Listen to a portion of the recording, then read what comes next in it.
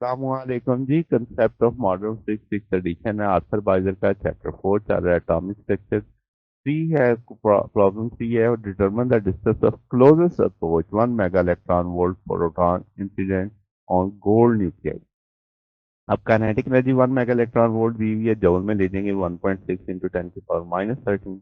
Closest approach में जो kinetic energy है वो कन्वर्ट हो जाती है इलेक्ट्रोस्टैटिक पोटेंशियल एनर्जी में। तो हम कहेंगे काइनेटिक एनर्जी ऑफ प्रोटॉन बराबर होगी electrostatic potential energy of closest approach. इनको बराबर कर दिया दोनों फार्मूलों को। अब यहाँ से आर निकालना, आर साइड पे कर लेंगे, काइनेटिक एनर्जी नीचे ले जाएंगे, सारी वैल्यूज मालूम है।